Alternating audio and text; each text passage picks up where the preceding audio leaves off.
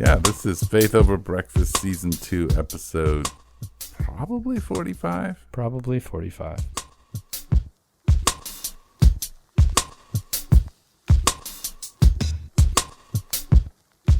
Yeah, thank you. I guess this is Faith Over Breakfast, live at the Village, where we're trying out our sound studio, which has a few little echoes in it I can hear. I'm sure it does.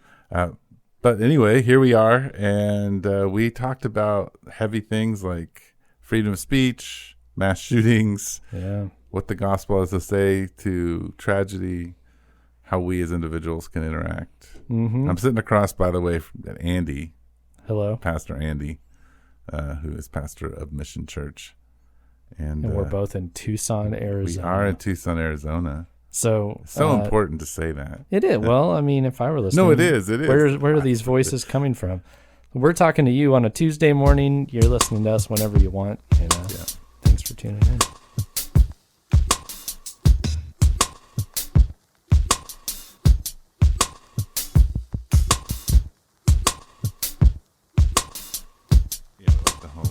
The homegrown model.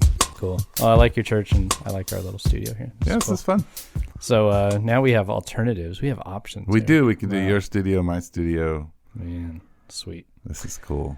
Well, hey, so I had some. I'd thrown you some ideas. I think I refined which one I want to talk about. That's fine. I'm not prepared for either. So great. Which is good because in case our listener here has not heard what we're trying to do, we're not trying to have a great mapped out discussion for you. We're trying to show what it's like for two pastors who are friends to talk through something over breakfast. So, I think, the most research I've ever done for this show is maybe 10 minutes. Right. Same. Reading an article you sent me. Same. Yep. So I did just finish my breakfast because I came from home. I actually live close. Yeah, closer to the village than to my own church. That's why they've been trying to recruit you. I'm sure we could find a pastor from our church who lives closer to your church. That's probably true. And we could just swap. We're still talking matters of 5 to 10 minutes. We're not big of a deal. Pretty close. But anyway, so we're on the heels of a couple more mass shootings, and it's terrible to even talk like this, but the Dayton mass shooting was actually marked, the 250th in 250 days. So that's essentially, they weren't all in sequential, but there have been one a day for the year. And so I think it's complicated. I just heard a commentator on the radio say, well, this is a familiar scene, talking about a mass shooting vigil. It's like, I think everybody's getting to a point where it's like you can't sound the alarm the same way 250 times straight.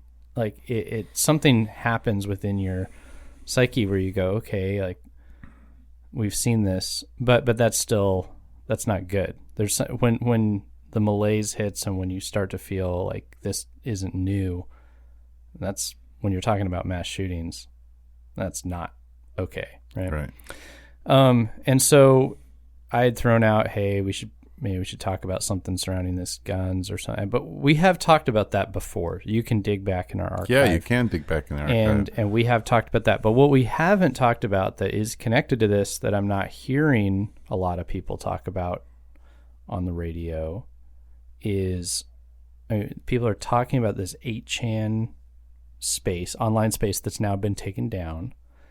But the principles behind it, I want to talk about that. Okay, so I think that's a piece of this puzzle. Pause there and say, this is spelled 8. Number 8. Chan, like Jackie.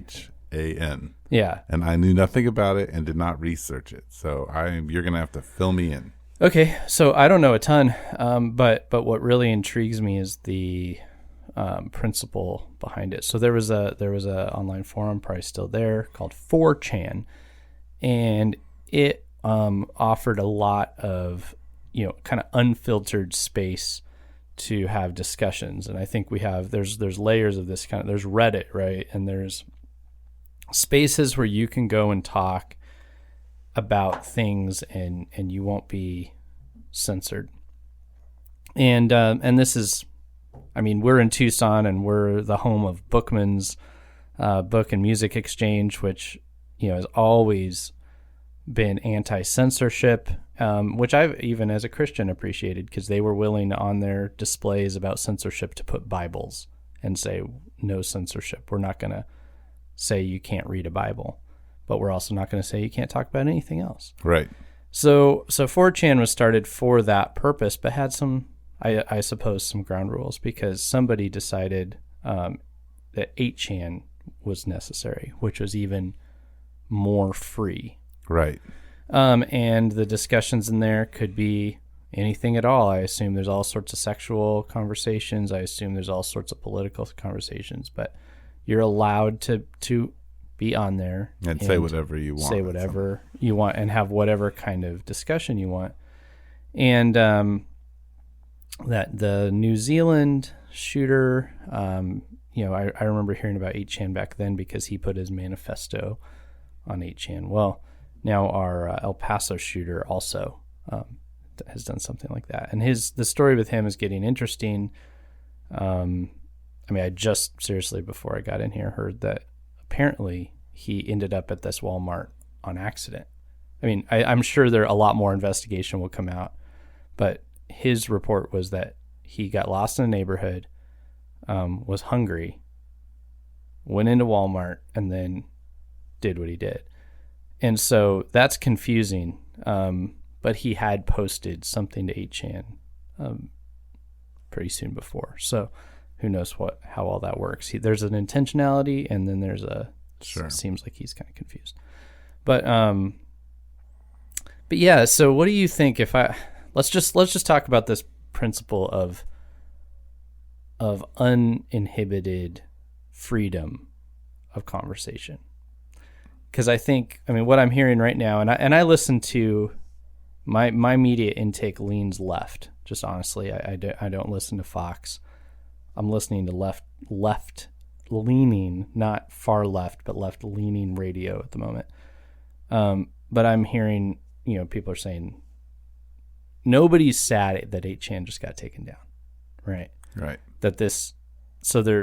I'm hearing left-leaning media saying that's not okay, that uncensored freedom. To me, that's new. That's a new conversation to be hearing from left-leaning media. From left-leaning media. And yeah, what do you... Well, I mean, I don't think the concept of free speech is not, I mean, it's not a left thing. No.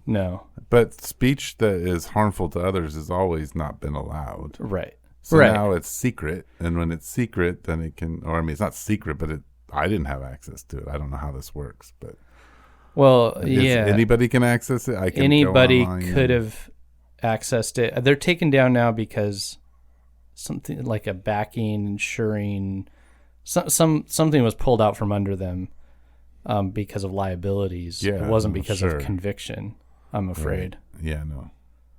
Well, I mean, I don't think. I mean, speech. Gosh, I'm not an expert at this, but I know that when you speak in a way that's going to create harm to other people, then you're not allowed to make that kind of speech. You're not allowed. We've classified. There's a classification of free speech, but then there's a classification of hate speech. Hate speech, and that's. And I think society wide we're wrestling with where's the line. Yeah, where's the line in that? Yeah. Well, and I think. Man, it's weird to me because I remember in the 80s listening to the news and listening to all the shootings that were happening in Chicago and Philadelphia. This is like inner city violence. Violence, but it was bad. Right. Oh, it was really bad. It was really, really bad. And it was creeping out into suburbia and into schools, and that's why we were having metal detectors and clear backpacks and obviously maybe the massness of things is different. I don't know. I haven't looked at all the statistics. It seems like those shootings tended to be drug and gang related shootings, and there were innocent bystanders caught in the crossfire. Yes. right? Like they weren't random though. There was so-and-so is on my turf, taking my business, insulting my girl, whatever. Drive-by shootings.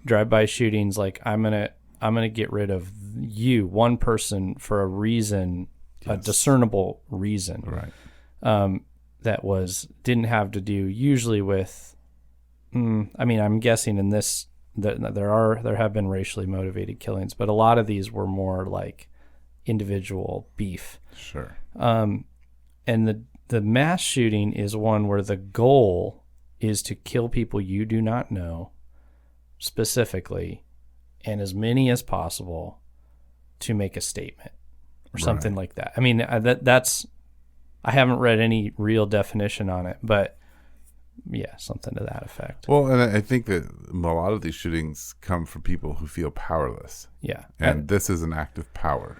Yeah, I just read it. My buddy Ramon from Phoenix just posted an article it was in LA Times where somebody who's done a lot of studies wrote an op-ed and said there were like 4 or 5 things that are always there. And one is some kind of childhood trauma. One is like a recent agitating event.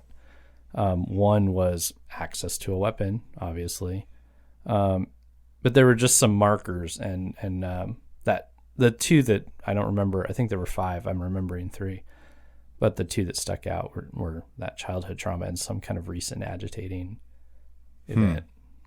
Yeah, and the thing is, I think we look at these things and we say, hey, how do we solve this? And so we start talking about free speech. Sure. We talk about gun control. We talk about how these things, better mental health. You know, we drag out these things, and then we argue over them, and maybe we get a little change here and there.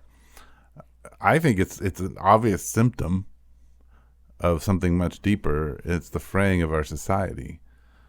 So I think that's one stream. I think the other thing is it's a mischaracterization of American society, because I know, and these things I just have looked at statistically, partly because it irritates me when people put on Facebook, they stick the flags up of all the countries. Sure. So if you take out, the major cities of the U.S.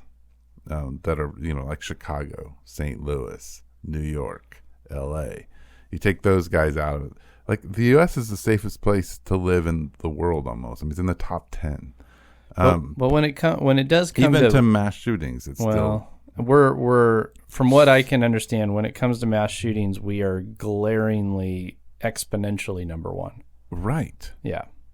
But still, you're saying, despite that, still safer. Right. So there's that issue. The other issue is that we have a problem. Don't hear me saying that. But the complexities of the problem, we can't look across the ocean and say, oh, this is how Europe has handled this. So this is how New Zealand, or this is how Australia has handled it. They don't. No, culturally, we're so different. Agreed. And so we have to approach it differently. Yeah. And so it's complicated. Yeah. And I think some of this is that we are the most powerful country in the world, and we're in decline. And wealth, like our wealthiness, I think is actually our downfall. Sure. Like, we are fraying, and money isn't solving our problems. True. And we're beginning to lose power in the world, and we feel like we're losing. Many of us, and I feel like we're losing power in our own little domains. This is why, I think this is why Trump was elected. Sure. However you feel about him, he gave you a sense of, like, the people who voted for him, that we have some power here. We have a voice. Yeah. Somebody's going to do something. Yes, somebody. I think that was a thing I heard over and over was, we're not sure what he's going to do. He's a wild card, but he's going to do something. I know he has, and that's what we need, is just something, anything. Right? He's done some things. Things have been done. Yeah, no, he's done. Yeah, and so I'm not really. I'm just sad. I think about this morning. Here's an example, a real life example of how this impacts us. I went to go pick up a kid to take him out to breakfast this morning. Right. He's 9 years old. Right. He refused to go with me. Yeah. Because he was afraid of being shot. Yeah. That's a direct impact. There's another woman in our church, and her brother committed suicide because his child was in the Sandy Hook massacre. Yeah. So I understand, like, it hits real people. It affects kids who don't understand all of it. Well, we had a little friend over yesterday, neighborhood kid, and he and Abby got very scared that somebody was outside and like so sure somebody was creeping around the house. And then I showed up and they kind of popped out of the door and, they made me search the house. And I don't know that my daughter was watching the news. I don't know if she might have known this was going on, but I was wondering in my head, I wonder how much of this is because of this fear, this scary thing that's in the news that, so there's all kinds of those impacts. I mean, I know we're not going to solve it, and I know we're not going to find a specific stream to make sense of it or anything. It is sad, and I don't want to just jump on the bandwagon of talking about it. I mean, there's a reason, like, as a church, I feel weird about like putting up a post, like pray for El Paso or whatever, because that just feels like such a weak, ineffective way of engaging. It feels like, and gosh, I have friends who did, right? Like put up this post, but it feels like this is me engaging, but not, right. Trying to look like I'm engaging. So I'm very reticent to just do have a conversation right now. It's just like, ooh, let's capitalize on this event. But it did, it just, the 8chan thing made me think, because I went, that's an interesting factor in all this, is like free speech. And so I guess I was just like, my friend Eric, I want to talk to you about like free speech, why do we, where did we get this value as a society? How do we as pastors think about it? How would we guide our people in their exercise of free speech? Stuff like that. But I don't think we're going to solve the mass shooting problem at all, or come up with the key. Well, and I think we could talk about the free speech thing, but one of the things that really maybe would be helpful to the people that listen to this podcast is what actually is the church's response to this. Yeah. And one of the things, good point. Yeah. And one of the things you said in your text that I thought was interesting, you just tacked on racism.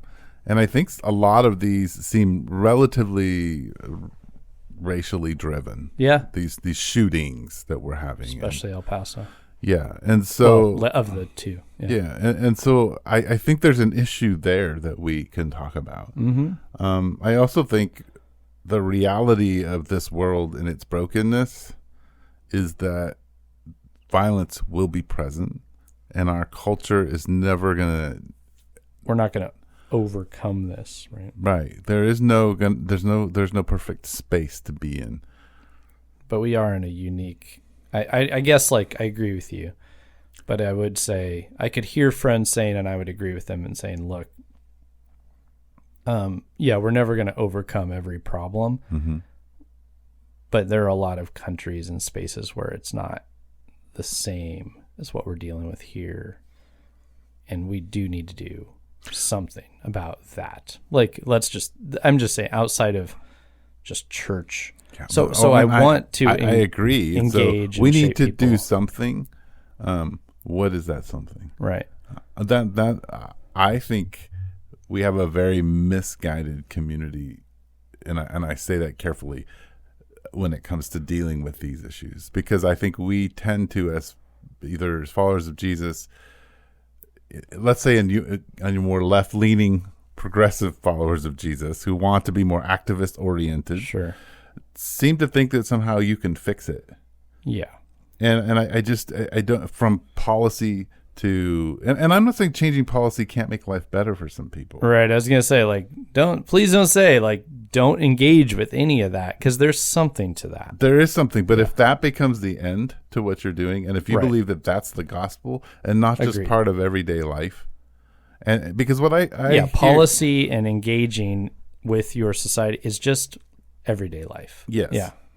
I have a hard time when people start saying this is, and also prescribing that this is the way all Christians should move and act. That we all should now stop and begin to think through how we are going to deal with this one problem. Look, this is a horrible thing. Right. But I'm actually pretty powerless to do anything about Dayton and El Paso. What I have power to do is pray. I have the power to minister to the people who are impacted by it. And as God presents opportunities to speak, I have to figure out how that happens. Like what? Yeah. Because these are all symptoms of something much deeper in all of us. Yeah. And then you're not just powerless in Dayton and El Paso. You're powerless in Tucson, which is a small city of a million. I'm powerless in my little neighborhood. Right. At home. Like you can't control the few people under your roof. Like, so let me put two ideas forward, and have you kind of dismantle them, okay. or add to them. So number one, like Paul's pretty clear in Galatians, that we are no longer male, female, Greek or Jew. There's this concept that we now find our identity in Christ. This is in the church as Christians. As followers of Jesus, which is interesting to me because it means that we don't belong to a nation, right? But we are actually, and Peter tells us this, that we're actually sojourners in a nation. Mm-hmm. We're part of a kingdom, though. Yes, we're part of a kingdom.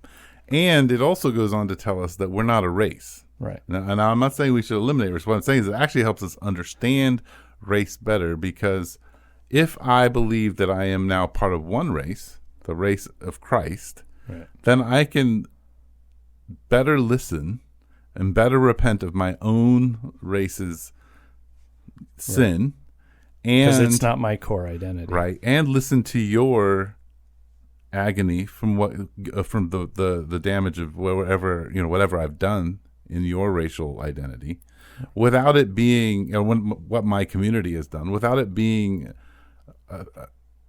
like you said, an identity issue. So part of it allows us to listen without being defensive, and to really validate where people are and what they're struggling with, and understand their plight. For us, I think that means immigrants. It means the African American community. Like, these two are big groups of people who are struggling to keep their head above the water, and struggling in a culture that has a lot of racism in it and a lot of ghettoizing of people. Well, and there's and I want to make sure to say, like, there's so many groups of people. So I mean, another people with mental health issues and stuff like that, which interestingly is in the news. And so it's like you can condemn that all day, or know them. Right. How about that? Like, and that's hard, and that's going to be like to really get to know two people with mental illness, like severe, might be your life's work. Yeah, and I think that's the point I want. Yeah, our life's work sometimes is just a few people. Right. And I can vote in a way that might change policy in a way that I think it should be changed. But that doesn't mean I'm going to find myself as an activist in all the different activist places, if that makes any sense. So watch what I'm going to do. Those bubbles are just mesmerizing to me. There's bubbles on Eric's screen. So watch this. I'm gonna pull a really great pastor move and bring it back to what I was trying to talk about the whole time. I'm so sorry. Go ahead. No, look, this is clever. I'm trying to say, watch this. Okay, I'm watching. So that whole a few people at a time. So what that makes me think is within the church, we have to say, look, like, this is a community, I mean community as in our church community wide responsibility. This is a community as far as national, the church of our nation, the church of the world. Like, this falls on, we have to all be doing our little part, like, and taking care of a couple people. Mm-hmm.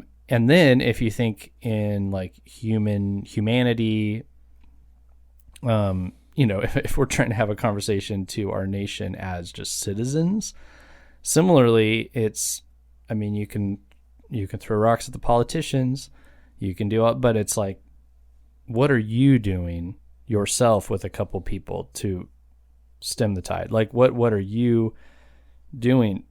Interestingly, that I think is in tension with a strong desire we have to not be controlled or told what to do, and to have freedoms of things like speech and action. And we want to be, I think there's this tension that we have, especially in American society, of I'm free. I don't have to, I'm not responsible to everybody else. It's me first. And then this thing where it's like, well, all these terrible things are happening. Who's dealing with that? And the answer is, what are you doing? But if you're going to take that responsibility on, it can't be me first. It can't be, I am free to do whatever I want, say whatever I want. Actually, if you want to be a part of the solution to anything, like let's go far right for a second. If you think the immigration is the problem and yada yada yada, like, maybe like work on a real, meaningful, like, get into some, like, don't kill people. Like, try to actually think through what could, and you're going to get utterly confused and overwhelmed because it's an unsolvable problem, because you're not going to fix nations where people are trying to flee and so on. But like, I don't know, there's this tension between like really taking responsibility and wanting freedom. Right. And I think wanting freedom sometimes leads people to taking the easy way out, which is criticizing or hurting or lashing out or something. Rather than difficult engagement, which is knowing people and looking them in the eye and suffering with them. And so how do we move people? How do we encourage people? Well, because I think and here's my problem. It's so much easier to get on Facebook and be philosophical about how things are and the way things should be different and how the church needs to act differently. Or the society or whatever. Or society. But a lot of times for my little community of followers of Jesus, that in the village and outside of the village, what I hear is that the church needs to act differently. And it needs to stop associating with Donald Trump, and it needs to do this, and it needs to do that, and it's an embarrassment here, and it's an embarrassment there, which I know is, some of those things are true, but all these people most of the time are judging and attacking. They're not doing anything. Right. They're not, that I can see. They're not entering into relationship with their Trump-supporting Christian brother or sister to understand. Right. Where they're coming from and hear their story and why they're scared and And the other thing is, when we planned the village, and maybe you have this idea too, but when we planned the village, I went and sat down with a prominent social worker in Tucson who worked for CPS at the time, which doesn't exist anymore because it's something else now, but child protection services. And I said, what does the church do? Like, how can we actually be helpful instead of causing problems? Right. And she said, stop volunteering at the soup kitchens, stop being activists, stop the political thing, go find a single mom, right, make her burden your burden, go find one homeless person, make his burden, find one person struggling with their sexual identity and walk along with them and make their struggle your struggle, make the individual struggle your burden to the point where you become needy and need them and they need you, and then you're changing the world. Because the other things, they're not really changing the world. Yes, we need somebody to put some soup in a bowl, but that's not the important thing. A single mom needs someone to watch their kids. She needs someone to help her get her car fixed because she only has one and it doesn't run well. Like, it requires a whole community of people saying, we're going to make your burden ours so that you can offer us something good and we can offer you something good. And that could be just that one person is your mission in life. Yeah. Inviting people into your home whom you're not comfortable with, both politically, socially, and sitting at table and eating and getting to know them and have a relationship with them. That's what changes the world. I do think policies change the world, but that's not necessarily the thing. When I look at the way Jesus walks, when I look at the way that Paul walked, John, Peter, they are not policy people. No. There's nowhere in Scripture where they're saying, if these policies change, Now, they say these things in the church need to change policy-wise in the community of God, but not in the political world. They say, no, don't act like the world. Don't be an animal. Don't live in the... And Paul just calls you an animal if you're outside the church. You're an animal. He does. He says you're given to your base need. Right. And at the same time, though, I agree with you, but there's a reason that even in the New Testament, it's affirmed that you're supposed to pray for your leaders nationally, and that you're supposed to, submit to them, because they're not worthless. Right. So they still do shape the environment in which you live, and in so doing, they completely, shape the way that the church is going to engage with the culture, and so they're not ultimate.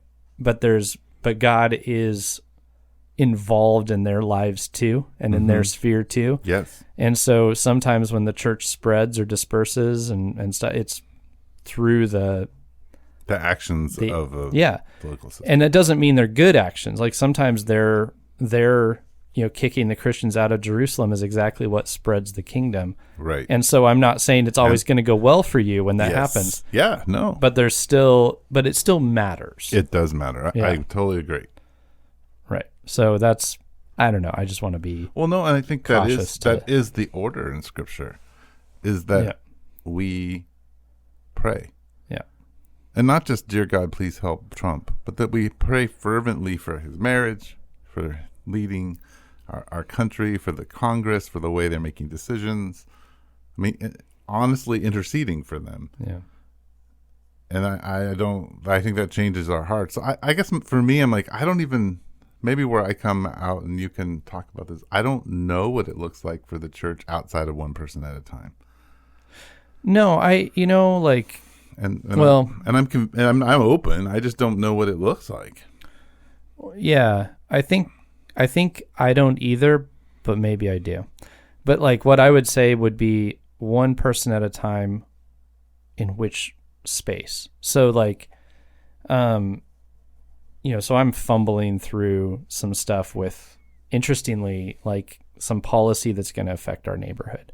So I was in a meeting the other day where there was a discussion, and I'm wrestling with this right now. So there's a discussion about an impoverished trailer park in our neighborhood. Right. Our church's neighborhood. And from a business development standpoint, it was very easy to go, that's no good. And I found myself thinking that way too, it's like a problem, and it is, it's a slumlord situation. That is a problem.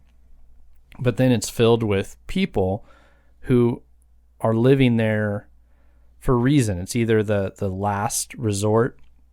And we almost helped a family move in there because they had trashed their rental record, which had to do with mental illness, and now they can't get anywhere. And this type of place is the place that lets you, so that you could be homeless or you could live here. Which will it be, right? And you want a roof over here. You want a roof over it. And it's to everyone's advantage that these people not be on the street, by the way, because I just had some friends in South Tucson who had to call in a situation where people were just out in a field and leaving needles and different stuff like that. And now your kids can run around in that field and step on those. And it matters. It does matter. If those people had a house, even though their life isn't fixed, there's a certain containment that occurs. Right. But it's interesting that you dealing with one person in a sense. Well, right. This is what I'm getting at is so I'm a part of these conversations that do impact more people. But those conversations are still with a small group of individuals. Yes. And so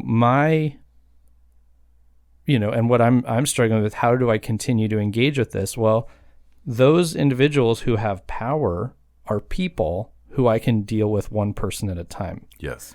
Right? Now that will have major trickle down effect on other people. Yes. And so I think the same is true. I'm very grateful for faithful Christians who are in government. Yes. But I also think that they're dealing with one person at a time. Yes. So that's where I would say I don't know how to not do it that way, but also I think that those one person at a times, when you deal with people who are stewarding over other people, right, it affects larger groups. Yeah. And I guess the thing here's where I'm kind of coming from is I think a lot of times we want to play armchair person, right? Armchair captain.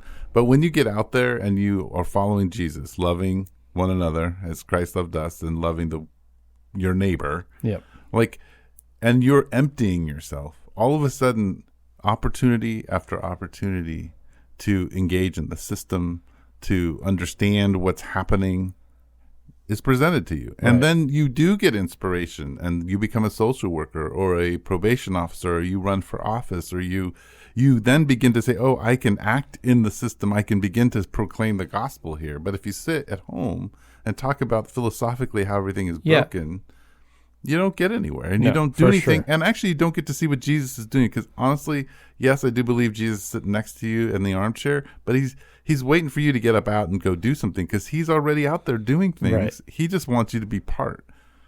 Yeah. And how that narrative works, I don't know. And your version of part is the possibilities are endless. But I guess I especially hear you saying, if you're not willing to get in there, then keep your mouth shut. Right. I mean, well, basically, Well, here's my thing. And maybe this is just kind of recent in conversations I've had in my church, but I think the Village is probably one of the most activist-oriented churches I've ever been in, and it has no activist programs. Right. But I know it goes to people's mental health appointments. I know that when, people go to court, we're there. I know it buys multiple cars for people who don't have cars. Right. It babysits kids from single moms. Like, I can go on and on. It hangs out with kids, men who don't have fathers. I can go on. It adopts teenagers that nobody wants and fosters. We can go on and on and on about this. But no programs, and nobody brags about it. Nobody says anything. We just do it. This is an interesting thing that has come up within our community. I think will continue to is, so somebody will have a passion, right? Like a thing, and they want it to be everybody's passion and thing, and want to have our church do that, right? Whatever it is. And that the interesting thing is, then it becomes, actually, that's what would kill it. Yes. That's what would absolutely destroy your passion for it. Because if it becomes the church program and it's run by me and two other people, it's going to be bad. It's going to be bad. It's not going to be it's kind of we all need to band together, and go, look, if you are passionate about foster care, you should do foster care, and we'll walk with you as friends and help you do foster care. Meanwhile, person over here is actually really convinced that it's being on the business association. I didn't realize how much responsibility was going to come with going to those stinking meetings, but it turns out it's actually pretty important stuff. And so that's where I'm feeling pretty called. I didn't pin myself as doing that in the future, but I can't do that and everything else, but I can do that, and maybe a couple people walk with me there, but it doesn't need to be a church program of being on the business association. We don't all have to be on the business association. We shouldn't all be on the business association. No.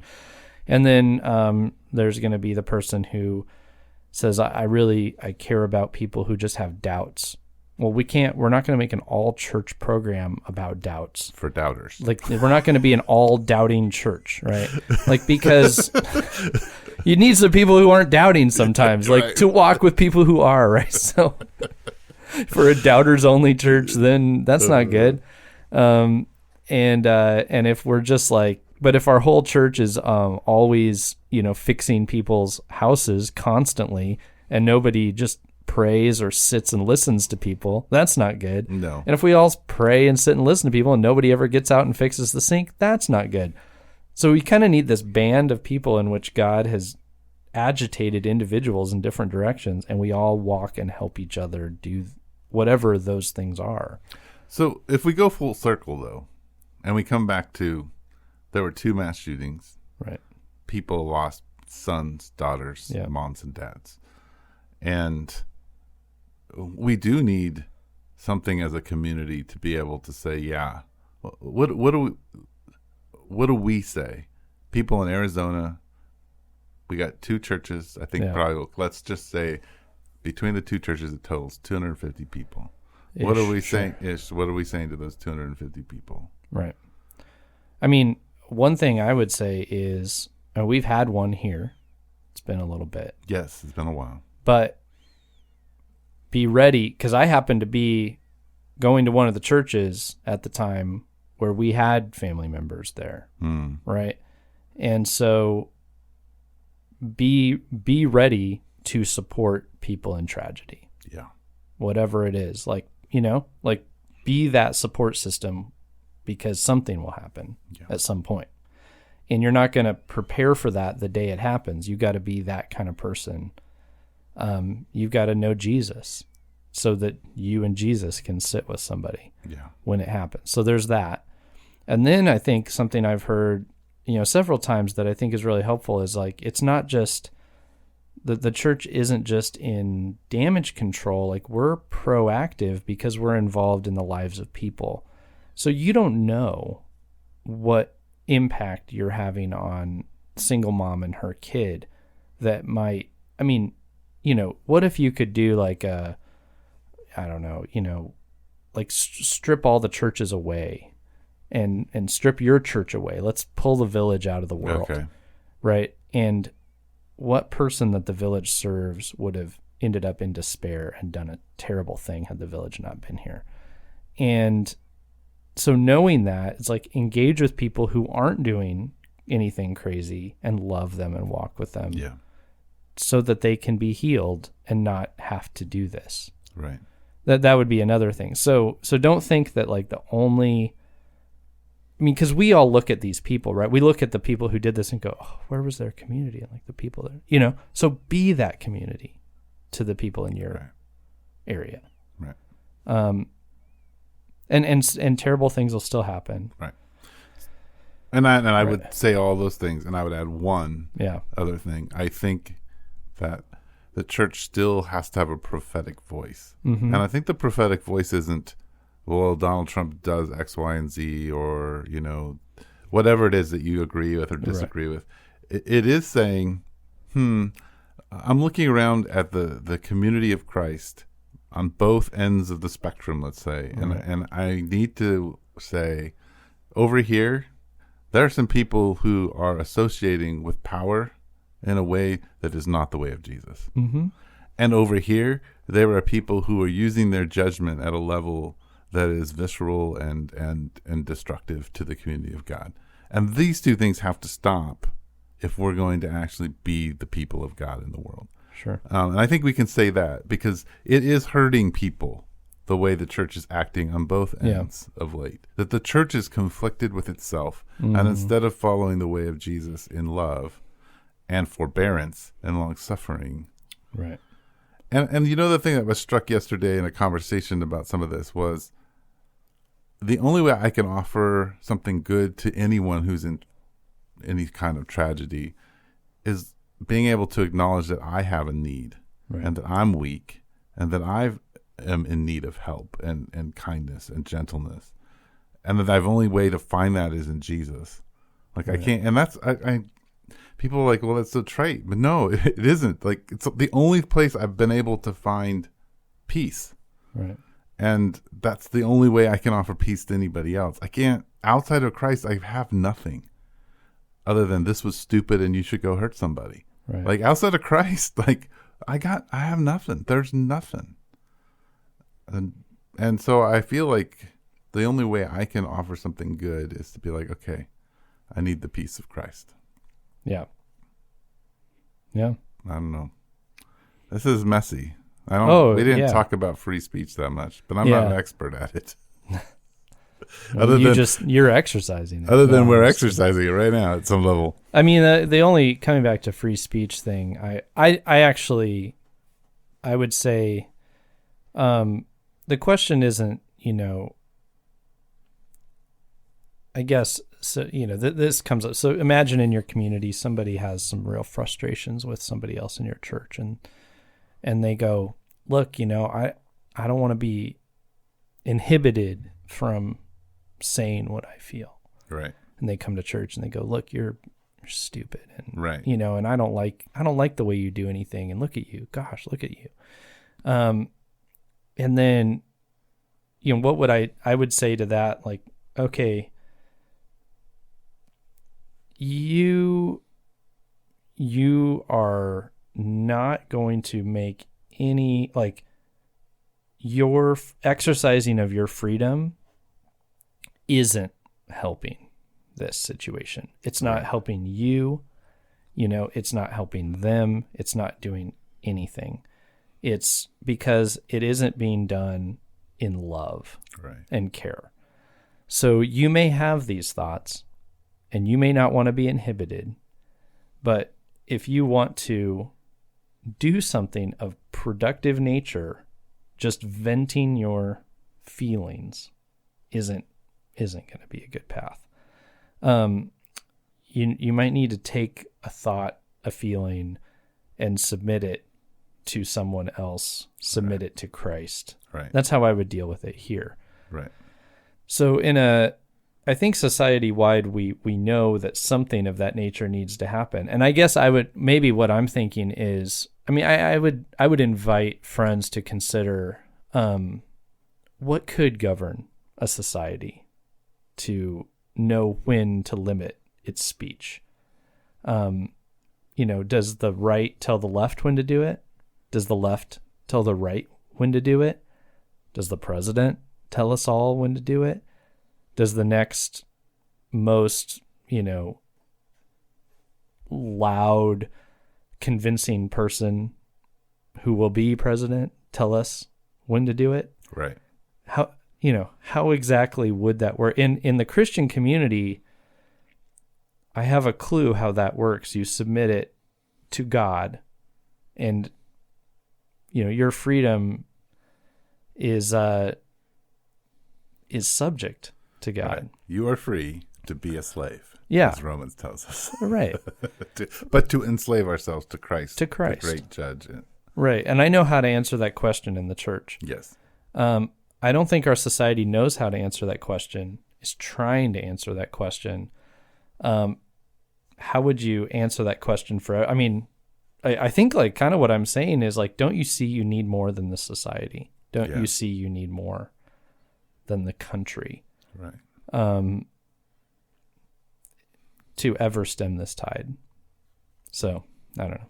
Well, and that's the thing. Usually I as an individual, I'm always asking the question, okay, Jesus, what are you asking me to do? Right. What is it? What in this situation, what am I called?